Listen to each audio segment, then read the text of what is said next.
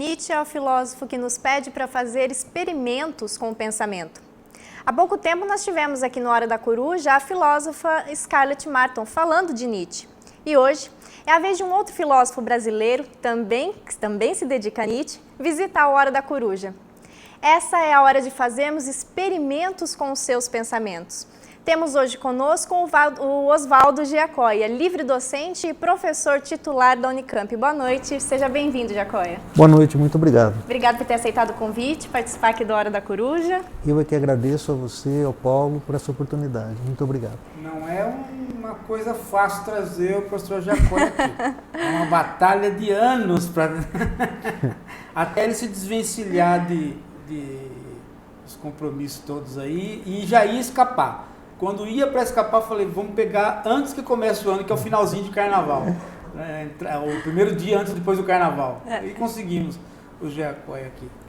Mas o Giacoia, eu estava conversando com a Fran, vindo para cá, falei, Fran, uma das coisas que eu gostaria de conversar com o Giacoia é a respeito da interpretação dele do Nietzsche, mas para fazer uma comparação com a da Scarlett. Só para a gente poder ter esse confronto, que no Brasil, às vezes, você vai em encontro de filosofia e nós não nos confrontamos, né? Os brasileiros quase não se leem também, né? Não se confrontam, né? Há uma falta dessa conversa, de dizer, olha, a minha leitura é esta, a sua é esta. Nós tínhamos muito isso no passado e agora perdemos um pouco, né? Eu vou aproveitar hoje, assim, a Scarlett eu sei, é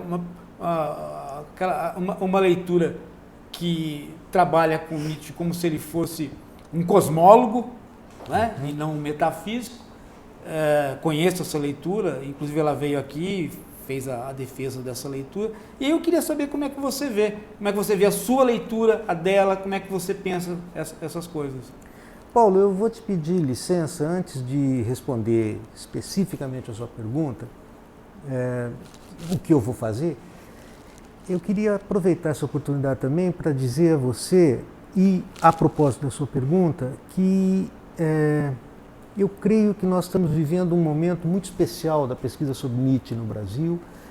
Acho que a gente está vivendo um momento muito especial da filosofia no Brasil também.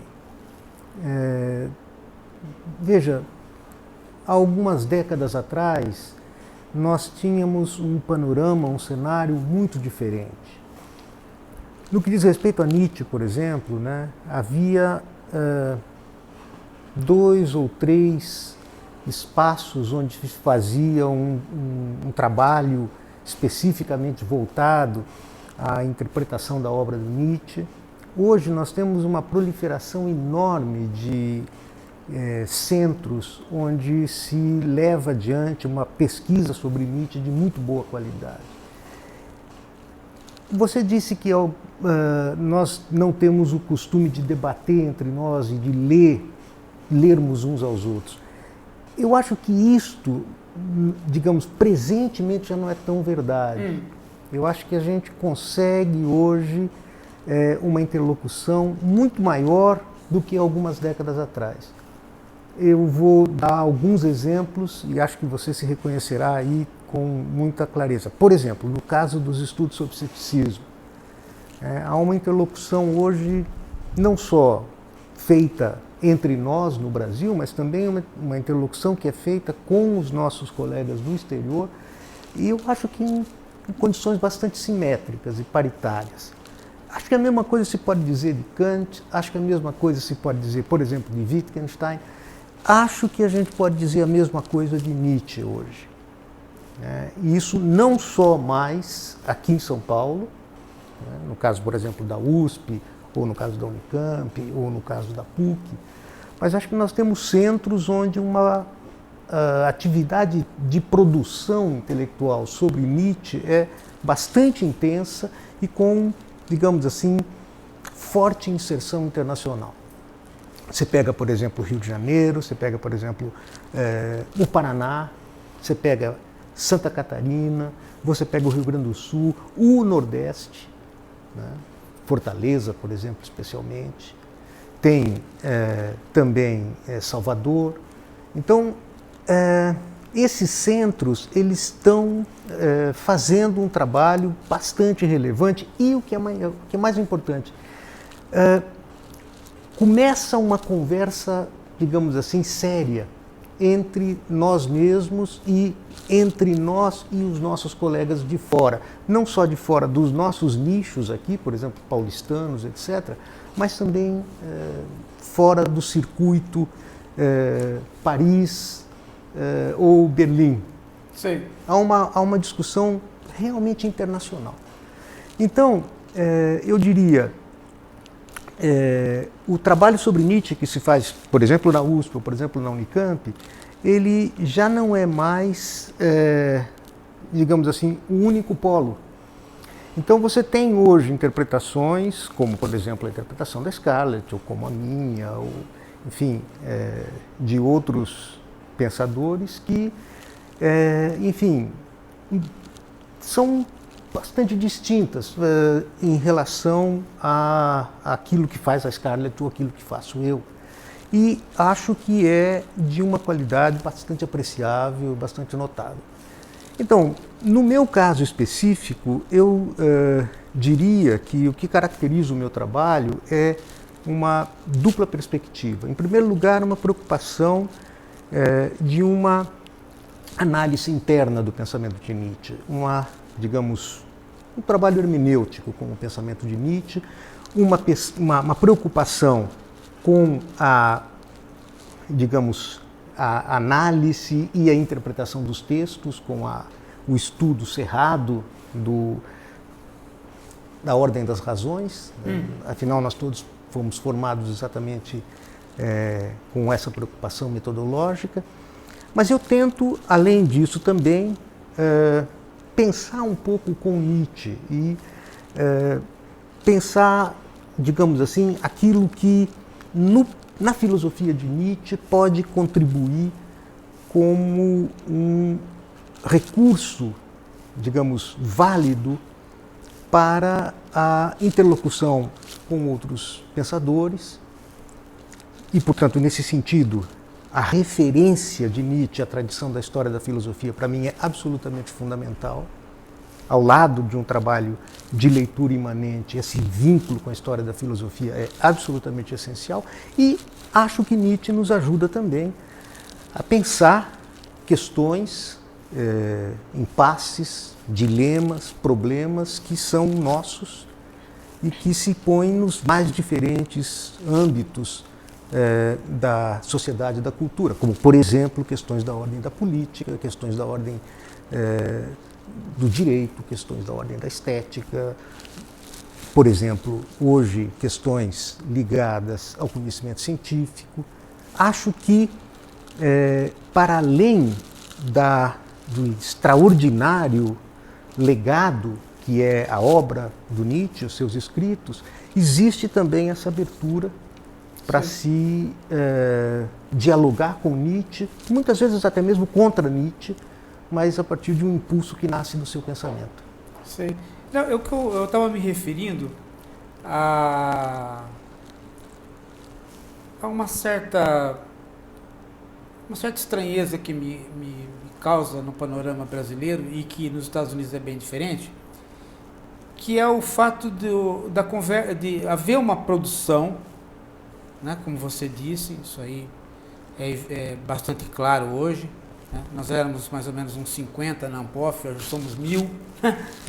Só isso já mostra a vitalidade. E isso não fez com que o trabalho decaísse de qualidade. Né? Nós traduzimos muito nesses 20 anos. Né? Mas o que eu digo é que nós não conseguimos, parece, estabelecer um diálogo de confronto. Por exemplo, os americanos, quando eles fazem uma Festschrift, né? Uma homenagem, um livro de homenagem, a maioria das pessoas que escrevem no livro de homenagem criticam o homenageado ou louvam o homenageado, mas fazem um texto sobre a obra do homenageado. Aqui eu vejo que os Festschrifts são reuniões de artigos de pessoas que não discutem com o homenageado. Tem razão. Né? Então parece que há uma certa dificuldade de dizer, olha, eu sou diferente de você por causa disso, disso e disso. Né? E por isso que eu acabei perguntando isso para você, né? Quer dizer, se você fosse hoje fazer uma posição de confronto com a Scarlett, desculpa da história de bipolarizar, né? É que porque nós trabalhamos um pouco na linha do próprio Hora da Coruja, né? Sim. Como a gente está conversando sobre isso, aproveitar o ensejo, né? Mas se você fosse hoje bipolarizar, né? Se você fosse convidado hoje para dizer, olha, a minha perspectiva de Nietzsche, Scarlett, é diferente da sua nisso e nisso, o que você faria? Né? Porque eu acho que falta essa conversa entre nós, essa conversa mais aberta, que os americanos fazem com a maior tranquilidade, e ninguém fica ofendido por isso. Né? Sim, claro. Eu vejo um trabalho no exterior, por exemplo, sobre Nietzsche, que é muito hermenêutico. Né? E eu vejo o trabalho da Scarlett como algo muito diferente daquilo que eu já encontrei no exterior sobre Nietzsche. Né? E parece mesmo que realmente, como o Paulo fala, falta esse confronto entre as posições. Olha, eu acho que você tem razão. Falta isso. O Bento fazia muito isso, né? Sim. De se pôr, fazer uma resenha do colega e fazer uma crítica do colega na resenha. Não tinha, né? E eu acho que a gente ficou inibido, né? Não sei. Pode ser que você tenha uma experiência diferente. Eu estou mais fora da academia do que você. Eu acho que o caso do Bento sempre foi exceção, né? Ele fazia isso mesmo, assim como você diz, mas essa não é a praxe entre nós, né? Em geral, nós evitamos uma polarização nesse sentido, como acontece fora do Brasil, acontece nos Estados Unidos, acontece em outros lugares também. Eu acho que tem uma exceção aí, uma exceção salutar, que eu acho, no caso das Festschrift, que é aquela que foi feita para o Porchat. Eu pensei nisso na hora que estava falando. Realmente eu acho que a quem participou realmente se confrontou com a obra do Porchat e colocou para ele questões importantes nos artigos que foram integrados na coletânea. Mas acho que a gente pode realmente contar no dedo, no caso das coletâneas nesse sentido no Brasil, aquelas que de fato cumprem esse papel. Eu tenho a impressão que... Mas isso era um pouco fruto do próprio Porchat, né? Porque ele dava aula, eu me lembro que eu fiz curso com ele, e ele falou assim, olha, eu quero que você escreva um paper aí sobre tal coisa, e eu quero que você dê a sua opinião sobre isso, e você não me venha com opinião de nenhum autor. Então ele forçava um pouco que as coisas se dessem assim, né? É verdade. E talvez isso tenha refletido de uma maneira diferente no caso dele. É verdade. Tanto é que ele levou em consideração as objeções que foram feitas e respondeu a isso, né? Quer dizer, então acho que é um movimento, eu diria, muito original aqui no Brasil, né? Esse exemplo que eu estou te dando. Talvez eu pudesse citar outros também, mas realmente eles não são muitos, eles são poucos. Eu tenho a impressão que vai um pouco do nosso jeito de ser, do nosso tipo de, digamos, há uma certa maneira nossa de relacionamento que passa um pouco, digamos, por uma certa noção de respeito, ou algo parecido, talvez... Nos Estados Unidos seria um desrespeito. Eu sei.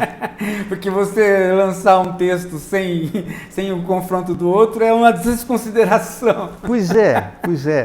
Acho que aqui a gente fica um pouco nessa posição, digamos, de não confrontação, precisamente porque, de algum modo, temos assim um certo treinamento de muitos anos de que isto seria uma atitude, chamemos assim, agressiva, ou desrespeitosa, ou truculenta, coisas do gênero. Então... E que é muito própria só da filosofia, né? Porque se pegar a tradição da sociologia, da antropologia brasileira, não é bem assim, né? As pessoas acabam tendo um confronto, né? Maior, pelo menos. Não é igual no exterior, mas... Eu temo que também não é... Bom, pelo menos na minha experiência não é tão verdade assim. Acho que a filosofia não é um domínio tão excepcional nesse sentido. Acho que vai um pouco da nossa, chamemos assim, cordialidade. Sei. Né? Sei. Bem no sentido, digamos, do Sérgio Buarque de Holanda, né? Sim. Aquele jeito brasileiro de se comportar, afável, dócil, gentil, que evita justamente crispações. Então, acho que isso passa um pouco por aí. Quanto à pergunta que você faz em relação se eu tivesse que definir, né, eu não teria muito mais para te dizer, além daquilo que eu já te disse. Eu tenho a impressão que há muita coisa que aproxima o meu trabalho do trabalho da Scarlett, e há algumas coisas que diferenciam esse trabalho um do outro, né? O que aproxima, é óbvio, é esta... Aliás, eu poderia dizer que aquilo que aproxima o trabalho dela do trabalho que eu faço é uma certa referência comum, por exemplo, a os estudos que se seguiram e que são, digamos assim, estão integrados à edição histórico-crítico-filológica dos escritos do Nietzsche pelo Colle Montinari. Então, são referências comuns, digamos, são parâmetros acadêmicos compartilhados, isso não só por nós, mas por grande parte da pesquisa internacional, eu diria pela maior parte da pesquisa internacional sobre Nietzsche. Isso significa, portanto, a frequentação de fontes comuns, fontes que são primárias, né, e também de fontes de literatura secundária, certos anuários, certas publicações especializadas, como Nietzsche Studien, enfim, e, digamos, o trabalho que tem sido feito, digamos, nesse fronte, agora não mais França e Alemanha, mas também, digamos, contemplando vários outros âmbitos da pesquisa internacional, inclusive sul-americana. Então, isso eu acho que é alguma coisa que a mim me parece, pelo menos, muito próximo. Outra coisa é a preocupação com a análise interna dos textos, né? Digamos assim, enorme investimento de tempo e esforço para uma exegese rigorosa dos textos. Portanto, essa eu acho, digamos, um ponto que é absolutamente incontornável. Agora, se existe alguma coisa que possivelmente marque uma diferença, é justamente esta tentativa que eu tenho procurado fazer, estou me referindo agora a mim, né, de pensar um pouco com Nietzsche a respeito de questões que são oriundas de outros domínios. No meu caso particularmente, esses domínios são, em particular, o direito, a política, a ética e a psicanálise. Sim. Agora, mas se você, por exemplo, se você for pensar, estou pensando assim, né? Eu acho que o original ali na leitura da Scarlett, e isso eu acho original para além do que eu vejo no exterior. Por exemplo, os americanos em geral, quase todos eles devem a leitura de Nietzsche a Heidegger. É muito forte isso nos Estados Unidos. Né? Uhum. Eu não sei os nietzschianos, mas pelo menos os grandes filósofos, né, que não são scholars nietzschianos, uhum, são filósofos que bebem ali, vão naquela linha do Heidegger, um Nietzsche metafísico, né? E a Scarlett foge disso, vai para esse Nietzsche cosmólogo. Né? Uhum. O que você acha disso? Isso é uma coisa que te é simpático ou não? Você fala, não, realmente aí não é uma coisa que eu não iria por aí. Olha, eu tenho o maior respeito pela interpretação que a Scarlett faz, acho um trabalho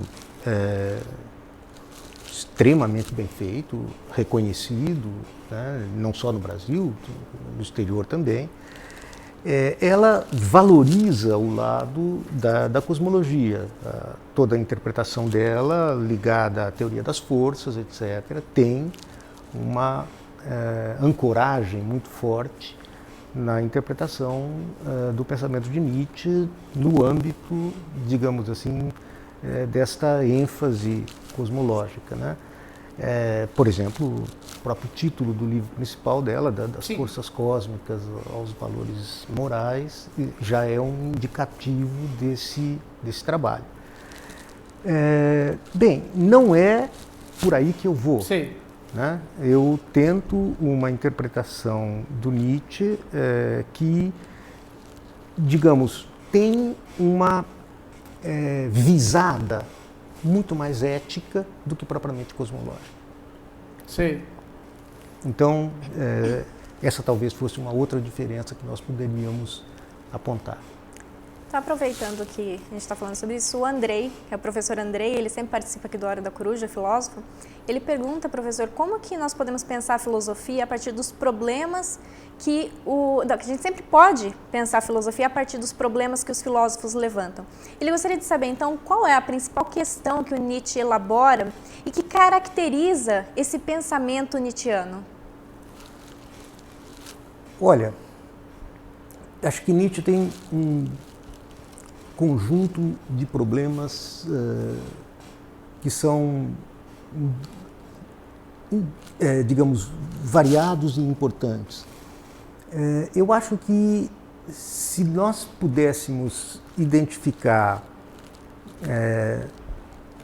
um problema fundamental, eu diria que esse problema é o problema da cultura, fundamentalmente, que é tratado por Nietzsche, sempre foi, desde o primeiro Nietzsche, a questão da cultura, mas com uma ênfase bastante pronunciada, sobretudo a partir, digamos, do rompimento com Schopenhauer e com Wagner, para esta esfera no interior da cultura, que é a esfera da moralidade.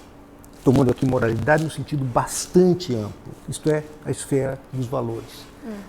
Então, acho que este é o grande problema que o pensamento do Nietzsche enfrenta, e se existe uma espécie de fio vermelho que atravessa o pensamento de Nietzsche inteiro, na minha opinião, é este. A propósito, eu gostaria de aproveitar a oportunidade para dizer que considero que Nietzsche é realmente um pensador a partir de problemas e não um pensador de sistema, não um pensador sistemático. A filosofia de Nietzsche é uma constelação de grandes problemas, de grandes temas e grandes problemas, e não um sistema de pensamento, como seria o caso, por exemplo, se você quiser um caso paradigmático, né? O caso de Hegel, ou mesmo o caso de Descartes, ou mesmo o caso de Schopenhauer, né, que são pensadores estritamente sistemáticos. Nesse sentido, Paulo, eu gostaria de fazer uma outra menção em relação à pesquisa Nietzsche no mundo anglo-saxônico. Eu acho que uma presença muito forte é precisamente uma presença anti-heideggeriana, que é a presença do Kaufmann. Sim. E eu tenho a impressão que os trabalhos que são feitos nos Estados Unidos, mas de qualquer maneira, no âmbito, digamos, linguístico anglo-americano, é um trabalho que tem a marca muito forte da tentativa de contraposição que o Kaufmann faz à interpretação propriamente, digamos, ontológico, metafísica, heideggeriana. A valorização que o Kaufmann dá para a psicologia como sendo o grande problema fundamental do pensamento de Nietzsche abre um horizonte no interior da qual a pesquisa anglo-americana tem trabalhado nos últimos anos. O que, digamos assim, é algo muito diferente do que se dá em outros lugares. Acho que aquilo que, mutatis mutandis, o Kaufmann representa para o mundo anglo-saxão, o Müller-Lauter representa para a pesquisa alemã. É uma tentativa também de construir uma alternativa à interpretação heideggeriana da mesma densidade, da mesma consistência e da mesma envergadura especulativa, intelectual, digamos, hermenêutica, filosófica. Então, acho que com isso se abre um campo, novos rumos para a pesquisa sobre Nietzsche. Nietzsche, pensador da cultura, né? O professor Giacoia toma aí Nietzsche, pensador da cultura. Vamos supor que seja esse o ponto. Se você pega o Ocidente e o Brasil de hoje, Brasil do começo do século. Quando você pega os instrumentos de Nietzsche, você olha esse Brasil de hoje e você olha o Ocidente. O que te salta aos olhos? Isso, Paulo. Essa é uma pergunta que me apaixona. Primeiro, subscrevo inteiramente o que você disse. Na verdade, esse é o meu tema de doutorado, Nietzsche, pensador da cultura. Eu acho que há dentre os vários, digamos, eixos de problema que o Nietzsche considerou. Só cortar, só para dar um panorama para você, por que eu fiz essa pergunta, além dela ser pertinente ao teu trabalho. É que você sabe que o que está acontecendo com o Nietzsche e o que aconteceu com o Marx, uma popularização e os jovens lendo, e cada um lê um aforismo, do mesmo jeito que o Marx foi apropriado politicamente, o Nietzsche está sendo apropriado para autoajuda e tudo, né? Então há aquela... uma disseminação nós estávamos andando na cidade de São Paulo, e eu e um colega da Folha de São Paulo, nós estávamos andando aí, e nós estávamos contando que havia tantas pichações referentes ao socialismo nas paredes, quanto pichações de frases do Nietzsche. Sim. Coisa que não ocorria há 30 anos atrás. Mas é só para te cortar por conta dessa ideia da cultura que vai, da cultura pop à cultura erudita, né? O Nietzsche está aí, né, deixando gente da academia de cabelo em pé, porque a popularização vai irritando todo mundo, né? Então, esse eu acho um outro tema genuinamente nietzschiano, né? O tema da vulgarização. Sim, tema do filisteu da cultura. Quer dizer, eu tenho a impressão que... Eu me recordo de ter dito há algum tempo atrás, numa conversa a esse respeito, que vulgarizaram até a morte de Deus. Então,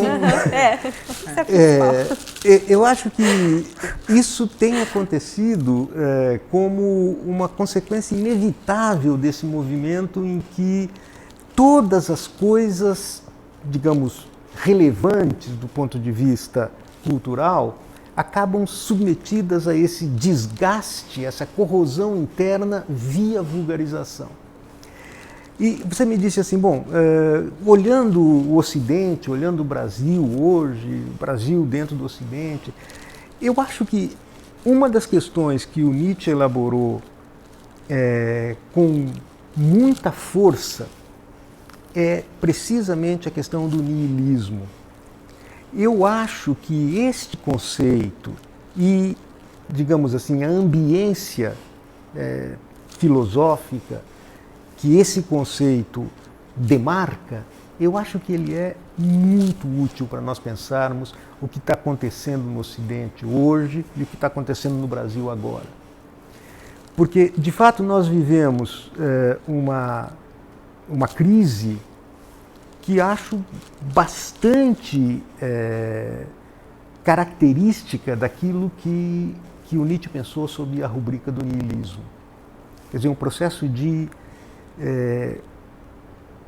dissolução, né, de perda de cogência dos nossos mecanismos, digamos, melhor dizendo, das nossas referências a partir das quais nós organizamos a nossa vida nas mais diferentes esferas da sociedade. Né? Não são apenas... A crise não se dá apenas a nível, por exemplo, de valores religiosos ou de valores morais, mas ela afeta praticamente todos os segmentos, da economia, passando pela educação até a estética. Ora, este problema, o problema do, digamos assim, provavelmente do esgotamento das nossas coordenadas culturais, exige de nós um enorme investimento no sentido do pensamento como tarefa para se colocar à altura de fazer face a isso que nós estamos vivendo, sem nostalgia de digamos, elementos que são historicamente peremptos, sem, digamos, tentativa de resgatar elementos que pudessem tomar o lugar, ocupar o lugar ou substituir aqueles elementos que nós consideramos esvaziados hoje. Sim. Isso é, por exemplo, no caso da representação, né? no caso dos mecanismos de representação, formação da vontade política. Isso é patente no Brasil dos últimos anos. E se você quiser pensar em outros setores assim mais fortes, né?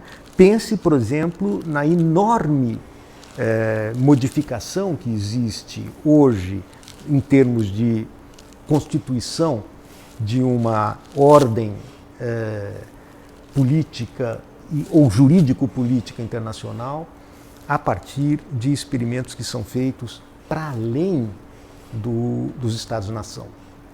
Pense, por exemplo, no que é hoje a União Europeia, pense, por exemplo, no que são hoje as condições de produção cultural no mundo globalizado, pense, por exemplo, na imensa revolução informática, e você vai ter uma ideia do que são os desafios que são postos para nós hoje no plano da cultura. Digamos que, não sei se você concorda comigo, mas eu vejo assim, é algo parecido, mas completamente diferente da frase do Marx, tudo que é sólido desmancha no ar. Uhum. Né? Tudo que é sólido desmancha no ar, no contexto do Marx, é um contexto revolucionário. Digamos que tudo que não é sólido também desmancha no ar, mas sem nenhum contexto revolucionário. Sim. Apenas um desgaste. Isso é o niilismo. Apenas um desgaste. Isso dá uma diferença fundamental do Nietzsche para o Marx. Sim, né? mas permite, por outro lado, compreender melhor as tentativas espasmódicas de reação a isso, que é o que nós estamos vivendo. Eu acho que o grande espasmo desse desfazer-se propriamente nihilista é o fundamentalismo, em todas as frentes em que o fundamentalismo se apresenta. Ele é um espasmo? Eu acho que é um espasmo. Por que é um espasmo? A hora que esse jovem sai de classe média, sai lá na Inglaterra e vai se filiar ao movimento lá do Estado Islâmico, é característico de um espasmo. Eu acho que é um espasmo. É completamente diferente do jovem que saiu para se filiar a um grupo terrorista nos anos 60. Claro. Claro. Completamente diferente, né? Claro. Porque esse cara está querendo construir um outro mundo. Sem dúvida. O outro parece estar querendo voltar a uma espécie de fundamento ainda intocado, que não é possível, porque nas condições em que nós vivemos hoje, não há mais fundamento intocado. Não é como... Não tem mesmo. Voltar... veja, todo o movimento, por exemplo, fundamentalista islâmico, ele depende visceralmente de mecanismos, de dispositivos, para ficar num deles só, o domínio da tecnologia, que coloca em xeque qualquer possibilidade de fundamento. Tudo. Agora, se a gente pensar... Por isso que eu queria te dizer, no meu trabalho com Nietzsche, isso é muito importante, porque acho que Nietzsche nos ajuda a pensar isso. Veja, depois da morte de Deus, nos termos nietzschianos, não adianta colocar nada no lugar do absoluto, porque ele está condenado à perempção. O lugar do absoluto está perempto. Então não adianta colocar o progresso da humanidade, a sociedade sem Estado, a lei moral. São, digamos assim, expedientes que você tenta, digamos, reviver para poder suportar esse vazio que é absolutamente insuportável. Talvez isso explique um pouco o grau de violência dos dois tipos de terrorismo, né? Claro. Quer dizer, o terrorismo dos anos 60 das Brigadas Vermelhas, claro, altamente violento, porém com um limite, claro, e o terrorismo do Estado Islâmico que não tem limite absoluto nenhum, porque você precisa do terror pelo terror. Claro, né? Claro. É um terror que se retroalimenta. Ele precisa dele mesmo para poder se manter. Enquanto que o outro tipo de terror, não, era um terror que, digamos, tinha no horizonte a construção de uma nova sociedade. E não a destruição da sociedade. Não, esse terror, ele é um terror espasmódico mesmo, né? Ele é um espasmo mesmo, né? A gente tem essa noção porque você vê que ele pouco sim, digamos assim, o Estado Islâmico, na verdade, é a construção do não-Estado. Isso. Né? Porque ele está sempre se autodissolvendo na própria guerrilha, né? No próprio terrorismo. Isso né? mesmo. Ele não tem condição de organizar. Ele não é o Hamas. Não. Não é o Hamas. Não. Né? O Hamas domina um local. Ali não. Ali o local que eles dominam, eles executam a população, Sem portanto dúvida. eles não dominam nada. Sem dúvida. Digamos assim, é alguma coisa que se põe, digamos, no eixo mesmo da destruição. Sim. E isso, é uma espécie de grande espasmo que... Você não tem um pensamento a não ser o niilismo para poder pensar isso. Não tem. Né? Outro pensador seria um pouco forjado, né? Para pensar isso. Eu acho que sim. Eu acho que o Nietzsche nos ajuda a pensar, sobretudo porque o Nietzsche diz, assim, atravessar o niilismo, essa é a nossa questão. Não está colocando, assim, digamos, nenhuma perspectiva, digamos, risonha de ultrapassamento do niilismo. Sim. Quer dizer, bom, a gente está vivendo isso e é preciso um pensamento que esteja à altura disso. Sim. Um pensamento, dessa maneira, desiludido, sabe? Sem ilusões. E acho que... É um pensamento de macho, né? De masculino, né? Quer dizer, eu não posso, de maneira nenhuma... eu não tenho como sair do amor fati, né? Eu tenho que viver esses fatos, não é? Isso. Não posso sair dele. Qualquer compromisso, qualquer transigência é embuste intelectual, embuste político, embuste ético, é patifaria. A gente nunca se... Na verdade, a gente lia Nietzsche, né? Mas a gente nunca sentia como estamos sentindo, Eu né? acho que sim. E justamente... Aí acho que é um outro ponto, Paulo, que Nietzsche também nos ajuda muito. Eu sei de suas preocupações desde sempre com educação, né? Acho que o que é assim fascinante no Nietzsche é a sua sinceridade no que diz respeito à concitação a pensar por si. É muito diferente dos outros filósofos que procuram fazer escola, que procuram formar, digamos, diretrizes de pensamento. O Nietzsche resiste a ser transformado em mestre, né? Quer dizer, paga-se mal ao mestre, diz o Zaratustra, o fato de permanecer sempre discípulo. Essa ideia de uma emancipação autêntica, firmada em termos de poder pensar por si, embora seja uma herança do iluminismo, com certeza mas ela é, digamos assim, de uma radicalidade muito própria do pensamento de Nietzsche. Quer dizer, o Nietzsche nos convida realmente a pensar contra ele, a pensar e a desafiar os limites até onde ele chegou, a tentar ir além no esforço de, em última instância, pensar o seu próprio tempo. A filosofia, nisso Foucault viu com uma clareza que eu acho assim exemplar. Filosofia é ensaio de montar um diagnóstico do seu tempo. Acho que isso é um gesto nietzscheano. E você começou hoje o seu programa falando de experimento. Você tinha questão aí? Eu tenho muitas questões, a ponto que acho que a gente nunca recebeu tanta questão assim no programa.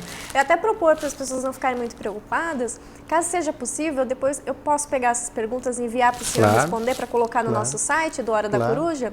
E a gente mantém o site também, horadacoruja.com.br. Então todas as perguntas vão ser respondidas. Se não for no ar, vão estar respondidas no site, tá ok? Mas eu quero começar com duas que me foram enviadas assim que foi confirmado a sua participação no programa, que é do Maximiliano Paim. Ele estuda Nietzsche e ele quer te perguntar sobre o torna-te quem tu és, para Nietzsche, se consuma através da guerra, ele quer saber se consuma através da guerra entre forças opostas. Mas assim como para Heráclito, essa guerra trazia a verdadeira justiça, pois faz de alguns moralmente escravos, de outros apenas homens e de outros homens livres, e que a verdadeira harmonia é a tensão dessas forças opostas. Olha, eu acho que essa pergunta ela já é a sua própria resposta, né?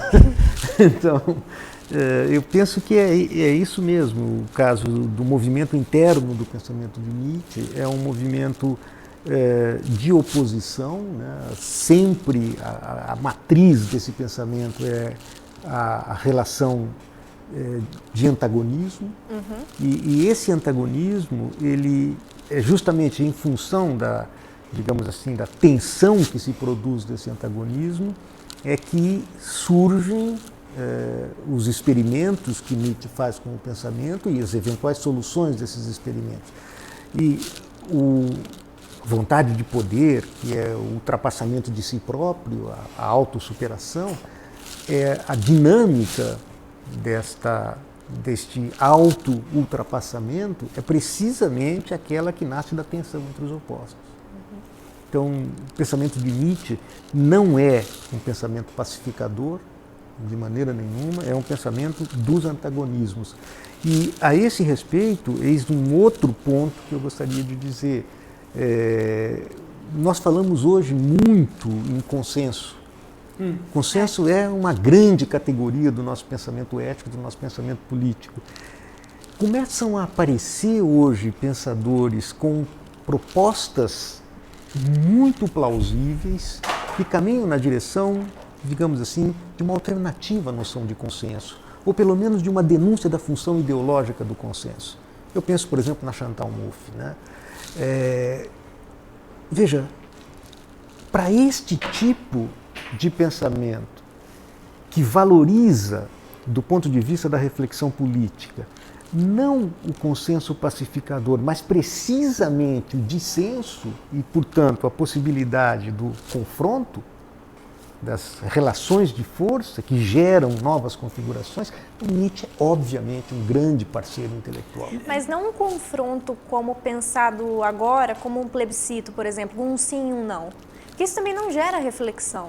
Pois é, o grande problema é quando nós falamos em plebiscito, etc., nos termos em que o plebiscito é proposto hoje, nós já estamos falando de mecanismos de representação que estão historicamente inoperantes, defasados. Então, por trás do consenso há fundamentalmente uma busca por trás do plebiscito há fundamentalmente uma busca de consenso. Lógico. E que esse consenso que passa, digamos assim, uma impressão de neutralidade, meramente procedimental, ele é profundamente permeado de pretensões de poder.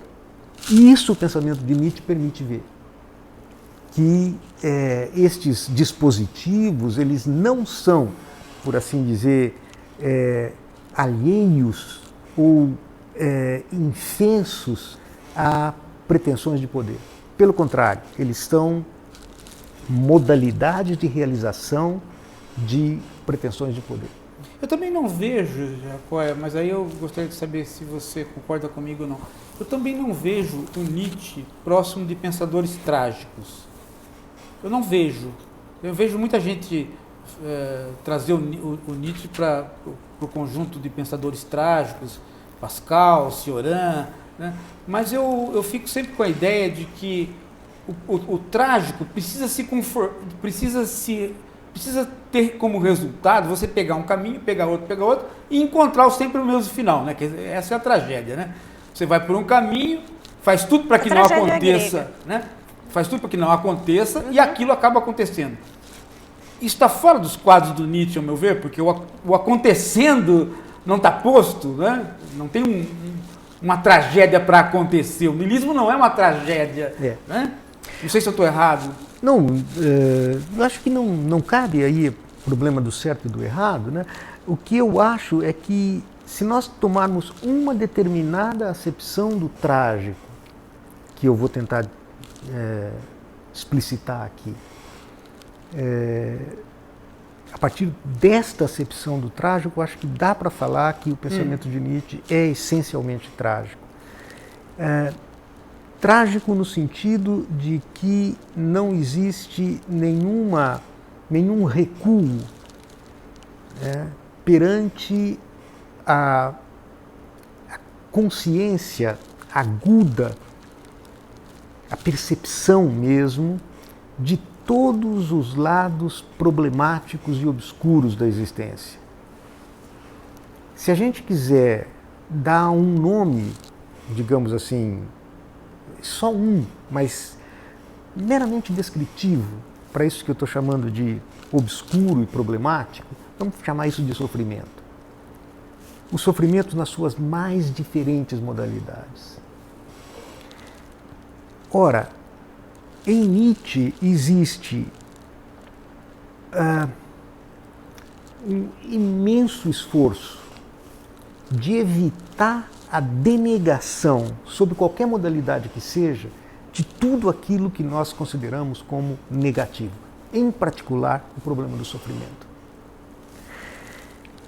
Não adianta, do ponto de vista nietzschiano, nenhum expediente de consolo que pudesse elidir a, digamos assim, a realidade do sofrimento.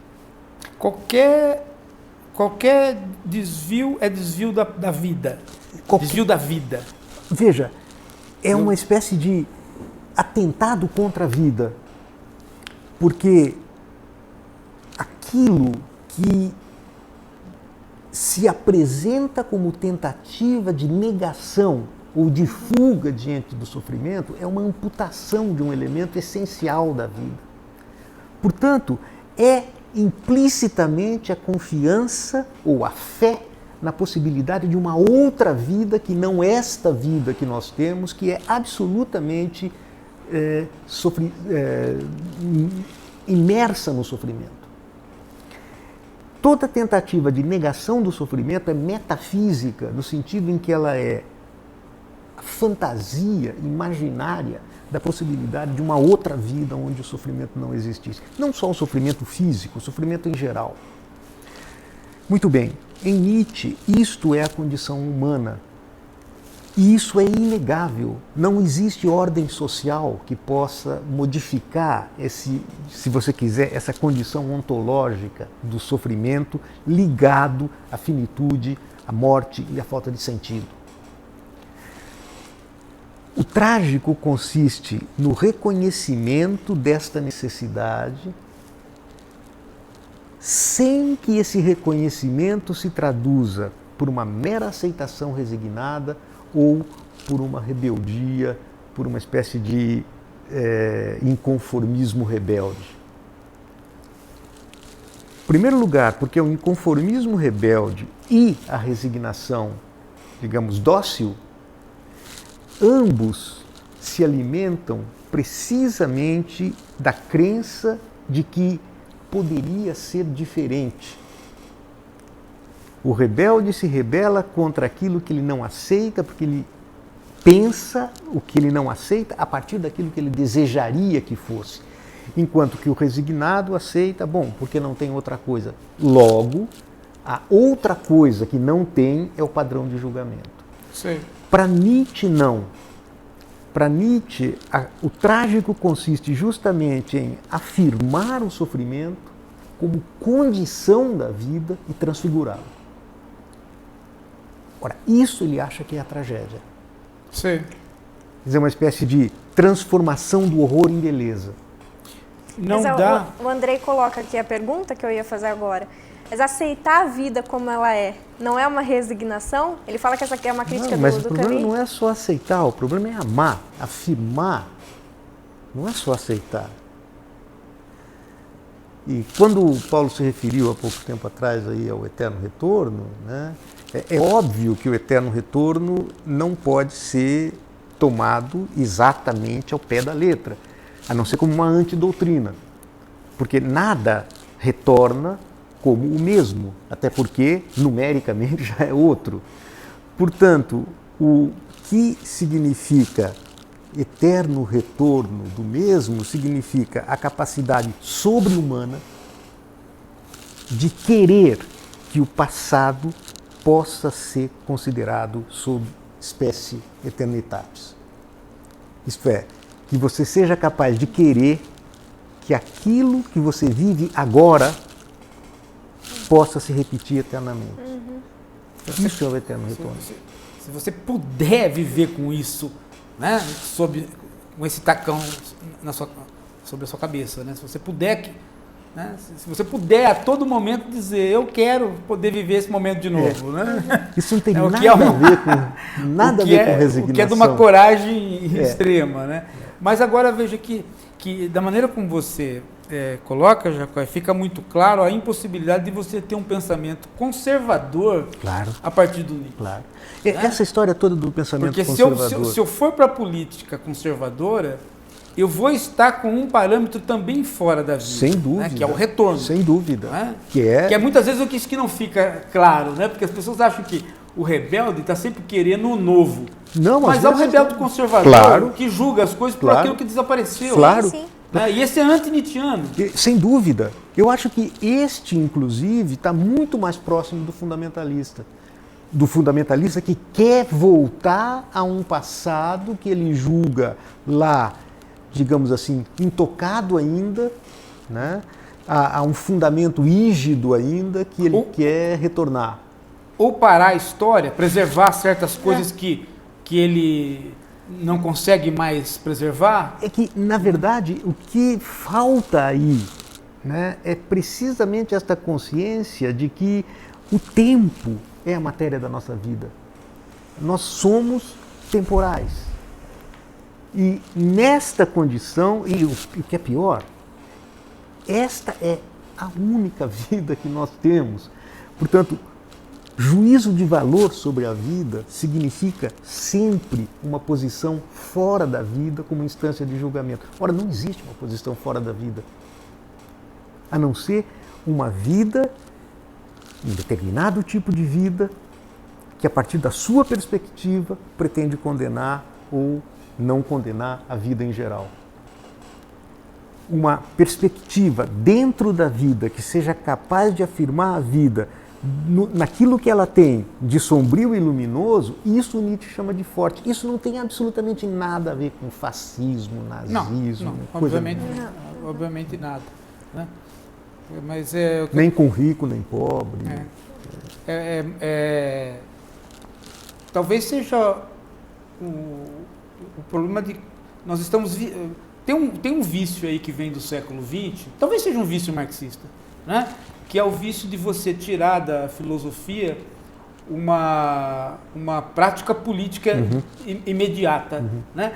Que não é nem do marxismo, é do leninismo isso, né? Você tira de certas análises filosóficas quer dizer, nós não sei, quer dizer, isso é próprio dos modernos, né? Sem dúvida. Sem dúvida. Perguntar para um filósofo se ele é de esquerda ou de direita, quer dizer, isso se tornou uma regra, né? Quer dizer, a posição política parece que suplantou todas as outras possibilidades. E parece que é um dever. É um dever. Eu pergunto para as pessoas se elas, quando olham uma flor, elas estão à direita ou à esquerda, né? E elas não... porque essa história de que tudo é político, né? Como se você não pudesse mais funcionar como intelectual se você não tivesse posição diante da administração da polis, diante do poder. Claro. E o Nietzsche parece que desestrutura isso, né? Eu acho que sim.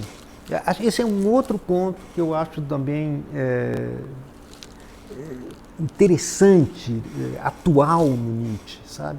Em que ele desestabiliza essa compulsão que nós temos a sempre estar de novo recorrendo aos mesmos registros. Mas o que fazer com isso? Para que isso é útil? Como é que você se posiciona? E a partir da... Eu acho a academia brasileira, principalmente nos cursos de ciências humanas, hiperpolitizada. Assim, os alunos acabam até acreditando que entender um pouco da política é um saber que o professor deve valorizar neles, né? E o Nietzsche dá risada um pouco disso, né? Porque que saber é esse que você tem, que é um saber banal, de senso comum, e você acha que deve ganhar nota por ser de esquerda ou de direita, porque é um saber. Não é? É isso mesmo. Isso não é um saber. Ou medalha, né? Que você... Isso não é um saber. Né? Claro.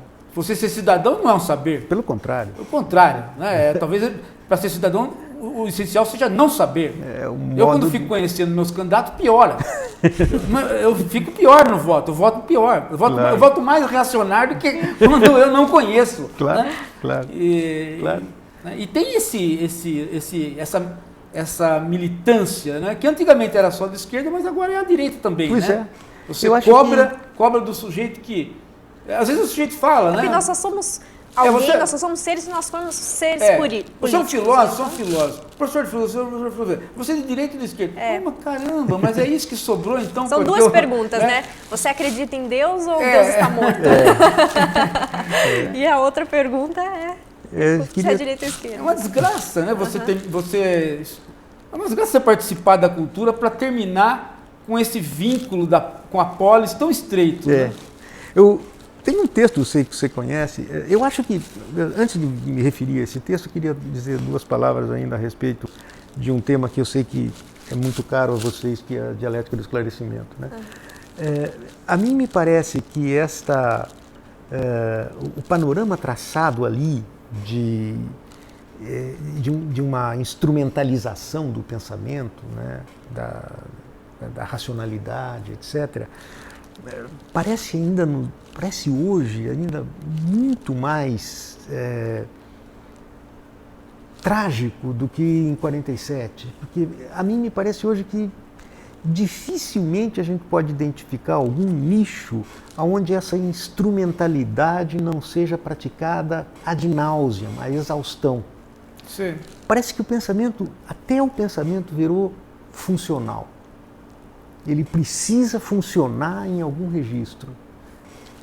O professor de filosofia precisa de, digamos, ou ser de esquerda, ou despertar consciência crítica, ou fazer filosofia da ciência, porque senão não tem razão de existir, é uma pura ociosidade. E estou falando isso porque esse texto, para mim, é um texto paradigmático, que o Nietzsche diz: quem não tem 2/3 do dia para si mesmo é escravo. Não importa que ele seja banqueiro, que ele seja operário ou que ele seja professor de filosofia. É a mesma coisa. Se você tiver que fazer as suas tarefas, e hoje a gente vive isso, né? Produtividade, etc. Você tem que produzir. Eu participei de um programa já aí na TV Câmara. Eu tinha lá era sobre matar os jegues lá do Nordeste para comer, porque os jegues estavam na rua, soltos na rua, então estava tendo trombada em jegue no Nordeste. Então, aí eu não consegui convencer os meus pares, porque a discussão toda não ia para a universidade, ia para os técnicos ali participando, e eu aqui em São Paulo, na webcam, participando lá do TV Câmara, eles na Assembleia, na TV lá, né, lá em Brasília. Eu não conseguia entrar no assunto porque tudo girava em torno da seguinte coisa: o jegue é comestível ou não é comestível? E você não conseguia colocar outra questão. Colocar a questão de por que matar o jegue. Uhum. Né? Quer dizer, mas aí quando eu entrei com essa questão, as coisas ficaram alvoroçadas, porque eles falaram: mas então o que vai se fazer com o jegue? Eu falei: mas precisa fazer alguma coisa com o jegue? Quer dizer, o jegue trabalhou a vida inteira, não pode deixar ele morrer na própria fazenda? Ele vai comer o quê? Uma grama ali? Você tem que fazer alguma coisa com o jegue. Mas ele está saindo da fazenda para ser atropelado. Mas existe a lei. Você não pode abandonar o animal. Aplica a lei no dono da fazenda, traz ele para dentro e deixa ele lá. Mas é inconcebível. Eles não conseguiram entender, porque eles tinham que fazer alguma coisa com o jegue e tinha que terminar em comida. É isso que eu estou dizendo. Quer dizer, é preciso uma função, né? O pensamento, ele próprio também virou funcional, e é preciso ter uma utilidade de preferência imediata. Então tem que matar e tem que vender a carne para função alimentar. Não são as nossas atividades práticas que viraram instrumentais, o próprio pensamento. O pensamento virou instrumental. Ele não consegue ir para outro caminho se ele não fizesse o percurso de meio e fim, né? E a gente se pega fazendo exato. isso, né? Claro. A gente se pega fazendo Claro. isso o tempo todo, né? Claro, e é pior, né? Porque, veja, se poderia abrigar uma certa ilusão de que na academia você teria um espaço de reflexão, etc. Mas ela é a simples Tá reprodução do, já do que- trabalho intelectual. Não, o trabalho intelectual de um filósofo, antes de tudo, hoje é preencher o currículo lá. Exatamente. Né? Para mostrar para o outro que você Exatamente. escreveu algumas coisas Exatamente. sobre Nietzsche. É isso. Veja, é mais importante... Não, e a gente fundo- não consegue conversar com os órgãos de fomento a respeito disso, porque Claro. somos uns tontos. Né? É uma outra linguagem. somos Aliás, é uma tontos. outra lógica. Eu tenho alguma experiência com isso. Né? Um argumento como esse é simplesmente incompreensível. Eu senti isso aquele dia. Não tinha como conversar do jegue, porque o jegue é carne. Eu não conseguia por outra questão.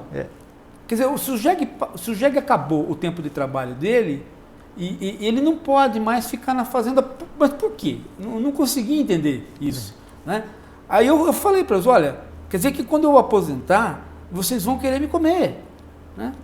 Então eu não posso aposentar, porque vocês vão lá em casa, né? Qual é que acabar o jegue, vocês vão começar a olhar para mim. Eu falei, Claro, né? claro.